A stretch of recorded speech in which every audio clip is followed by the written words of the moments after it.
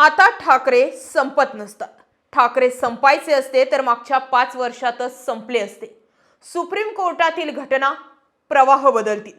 आज सुप्रीम कोर्टात सुनावणी होईल किंवा नाही होणार, परंतु काही घटना अशा आहेत की ती आजही गेम चेंजर आहेत. तसा जर बारीक विचार केला तर शिंदेही संपले नाहीत आणि ठाकरेही संपले नाहीत.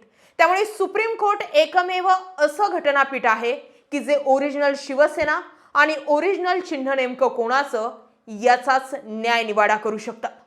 पक्ष हातातून गेला, नेत्यांनी साथ सोडली, हळूहळू पदाधिकारी गेले, कार्यकर्तेही गेले, सगळ्यांची पांगापांग झाली. विधानसभा, ग्रामपंचायत, नगरपालिका निवडणुका असोत किंवा मग आता झालेल्या महानगरपालिकांचा रणसंग्राम असो, मुंबई महापालिका वगळता उद्धव ठाकरेंचं अस्तित्व कुठंच दिसलं नाही. परंतु तरी देखील उद्धव ठाकरेंनी मुंबईत एकनाथ शिंदेंना जो धोबी पछाड दिलाय ते बघता ही निवडणूक ठाकरेंसाठी टर्निंग पॉइंट ठरताना दिसते. एकीकडे मुंबईत राजकीय हालचालींना वेग आलेला असताना तिकडं दिल्लीत शिवसेना पक्षाच्या सुनावणीतही उद्धव ठाकरेंचं पारडं जड मानलं जातंय.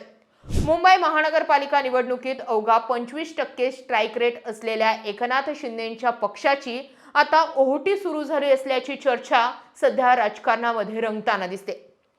तर दुसरीकडे उद्धव ठाकरेंचा विचार करता सुरुवातीला मुंबई महानगरपालिका निवडणुकीत केलेली समाधानकारक कामगिरी, तर दुसरीकडे वकील असीम सरोदे यांनी शिवसेना पक्षाच्या संदर्भात केलेलं ट्विट बघता उद्धव ठाकरेंच्या दिशेनं पॉझिटिव्ह साईन येत असल्याचं दिसतंय. तारीख होती 14 जुलै 2025. पहिल्यांदा सरन्यायाधीश सूर्यकांत यांनी मान्य केलं की शिवसेना पक्षाच्या सुनावणीला खूप विलंब होतोय. हे प्रकरण गेल्या 2 वर्षांपासून प्रलंबित आहे आणि आता आम्हाला याचा सोक्षमोक्ष लावावाच लागेल. आम्ही केवळ अंतरिम अर्जावर निर्णय न घेता फायनल डिस्पोजलवरती निर्णय घेऊ असं म्हटलं. याचा अर्थ निघतो सुनावणीला विलंब म्हणजेच न्यायाला विलंब. आणि यामध्येच उद्धव ठाकरेच मोठे पीडित आहेत. कारण पक्ष गेलाय, चिन्ह गेलाय, कल ठाकरेंच्या दिशेनं झुकणार हे स्पष्ट दिसतंय. दुसरी महत्वाची तारीख म्हणजे 12 नोव्हेंबर 2025. अंतिम सुनावणीची तारीख निश्चिती केली. 21 जानेवारी 2026 पासून शिवसेना निवडणूक चिन्हाच्या वादावर अंतिम युक्तिवाद ऐकण्यास सुरुवात झाली. अर्थ निघतो शिवसेनेच्या या प्रकरणाची आपल्या अंतिम निकालाच्या दिशेने वाटचाल सुरू झाली आहे. यातील पॉलिटिकल अँगल पाहता सुप्रीम कोर्टानं ठरलेली 21 जानेवारी तारीख ही वाटते तेवढी साधी नाहीये. कारण या तारखेच्या आधी सर्वात महत्त्वाचं म्हणजे सर्व महानगरपालिकांच्या निवडणुका झाल्यात, ज्यात मुंबई महानगरपालिकाही येते. दुसरीकडे या तारखेच्या नंतर अजून बरीच पॉलिटिकल स्पेस बाकी आहे. मुंबईचा महापौर अजून ठरायचा बाकी आहे. त्यामुळे सर्व महत्त्वाच्या निवडणुका निघून गेल्यावर पक्ष शिंदेंनाच मिळावा यासाठी भाजपही आता उत्सुक दिसत नाहीये. हे स्पष्ट संकेत आहेत. एकनाथ शिंदेंना धोबी पछाड मिळून उद्धव ठाकरेंचा पुन्हा राजकीय पुनर्जन्म होऊ शकतो. वरील दोन्ही महत्त्वाच्या घटना उद्धव ठाकरेंच्या दिशेने कसा पॉझिटिव्ह अँगल फिरवला जातोय याचे संकेत देतात. दुसरीकडे सर्वोच्च न्यायालयाने यापूर्वीच उद्धव ठाकरे गटाला त्यांचं मशाल चिन्ह आणि तात्पुरते नाव वापरण्याची मुभा दिली आहे. सुनावणी दरम्यान न्यायमूर्तींनी हे स्पष्ट केलंय की जोपर्यंत अंतिम निकाल लागत नाही तोपर्यंत शिवसेना हे नाव आणि धनुष्यबाण कायम कुणाच्या एकाच्या मालकीचं होत नाही. त्यात वकील असीम सरोदे यांनी ट्विट करून शिवसेना पक्ष आणि चिन्ह पुन्हा उद्धव ठाकरेंना मिळू शकतो असं म्हणून खळबळ उडवून दिली आहे. केवळ पक्ष आणि चिन्हच नव्हे तर या सुनावणीमुळे मुंबई महानगरपालिकेचं राजकारण देखील बदलू शकतं असं मोठं विधान सरोदे यांनी केलंय. पक्ष आणि चिन्ह पुन्हा ठाकरेंना मिळाल्यावर शिंदे गटाला भाजपमध्ये विलीन होण्याशिवाय पर्याय राहणार नाही आणि त्यामुळे एकतर शिंदे गटाचे लोक भाजपकडे जातील किंवा पुन्हा ठाकरेंच्या मूळ शिवसेनेत येतील. अशानं उद्धव ठाकरेंची खरी शिवसेना पुन्हा मजबूत होईल व शिंदेंचं अस्तित्व आणि राजकीय ताकद कमी होऊन ठाकरेंना बळ मिळू शकतं.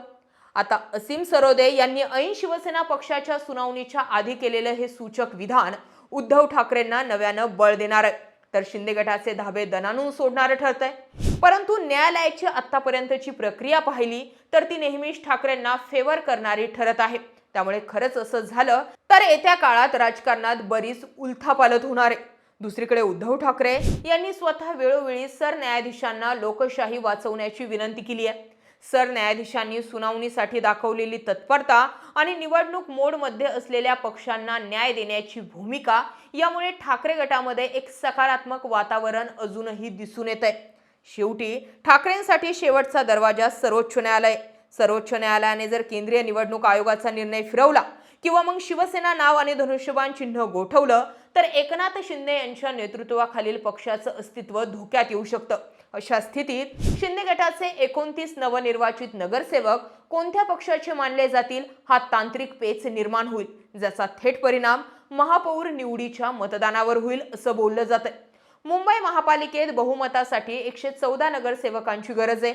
भाजपकडे 89 आणि शिंदे गटाकडे 29 नगरसेवक आहेत। जर न्यायालयाचा निकाल शिंदे गटाच्या विरोधात गेला तर महायुतीमधील हे संख्याबळ डळमळीत होऊ शकतं, ज्यामुळे उद्धव ठाकरे गटाला पुन्हा सत्तेत येण्याची संधी मिळू शकते। जरी निवडणूक आयोगाच्या निर्णयामुळे सध्याच्या निवडून आलेल्या सदस्यांवरती तात्काळ अपात्रतेची कारवाई होणार नाही असे काही कायदेतज्ञांचं मत जरी असलं तरी सुद्धा मुद्दा हा सुद्धा आहे की पक्ष विलीनीकरणाचा किंवा मग वेगळा गट स्थापन करण्याचा प्रश्न उद्भवू शकतो। यामुळे महापौर निवडणुकीपूर्वी नगरसेवकांची पळवापळवी होऊ नये म्हणून शिंदे गटाने आपल्या नगरसेवकांना हॉटेलमध्ये हलवलं होतं। एकनाथ शिंदे यांनी मुंबईचा महापौर महायुतीचाच असेल असं स्पष्ट केलं। मात्र जर न्यायालयाच्या निकालामुळे राजकीय अस्थिरता निर्माण झाली तर भाजप आणि शिंदे गटातील सत्ता वाटपाच्या वाटाघाटींवर त्याचा मोठा परिणाम होईल। अशा वेळी राजकीय पोकळी भरून काढण्यासाठी उद्धव ठाकरेंना मोठी संधी निर्माण होऊ शकते। यातील सर्वात महत्त्वाची बाब म्हणजे आणि विशेष म्हणजे सर्वोच्च न्यायालयात सुनावणी सुरू असतानाच 22 जानेवारी रोजी मुंबईच्या महापौर पदाचा आरक्षण निश्चित करण्यासाठी लॉटरी काढली जाणार आहे। या आरक्षणावरच दोन्ही गटांचं भवितव्य अवलंबून असल्यानं या 2 दिवसांच्या घडामोडी मुंबईच्या राजकारणासाठी अत्यंत निर्णायक मानल्या जात आहेत। थोडक्यात न्यायालयाचा निकाल शिंदे गटाच्या कायदेशीर अधिकारांवरतीच शिक्कामोर्तब करणार की उद्धव ठाकरे गटाला पुन्हा मुख्य प्रवाहामध्ये आणणार यावरच मुंबईच्या महापौर पदाचा रिमोट कंट्रोल कोणाकडे असणार हे ठरवलं जाणार आहे। आणखी एक महत्त्वाचा विषय म्हणजे सध्याच्या घडीला शिंदे आणि फडणवीस यांच्यामध्ये लागू नये। बारीक जर विचार केला तर शिंदेही संपले नाही आणि ठाकरेही संपले नाही, पण हे दोघं एकत्रित येण्याचे मार्गही तसे बंद आहेत। मग यामध्ये एकच अंतिम गोष्ट होऊ शकते, एक तर एकनाथ शिंदेंकडे असलेलं पक्ष आणि चिन्ह दोन्ही गोठवा आणि उद्धव ठाकरेंकडे तर ते पक्ष आणि चिन्ह तसंही नाहीये। दोघांनाही स्वतंत्र पक्ष आणि स्वतंत्र चिन्ह द्या आणि दोघांनाही पुन्हा पुनर्बांधणी करू द्या। शेवटी नाव हे शिवसेनाच लावलं गेलंय आणि त्यामुळे दोघांपैकी कोण ताकदीचा हे समजत नाहीये।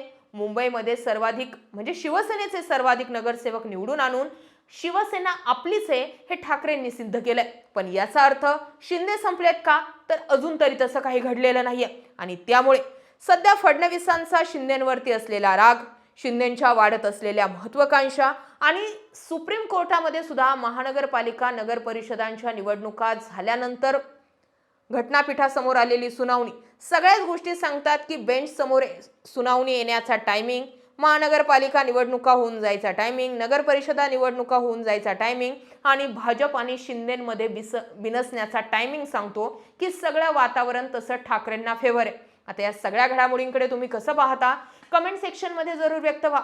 हा व्हिडिओ आवडला असेल तर जास्तीत जास्त लोकांपर्यंत जरूर शेअर करा। जय महाराष्ट्र।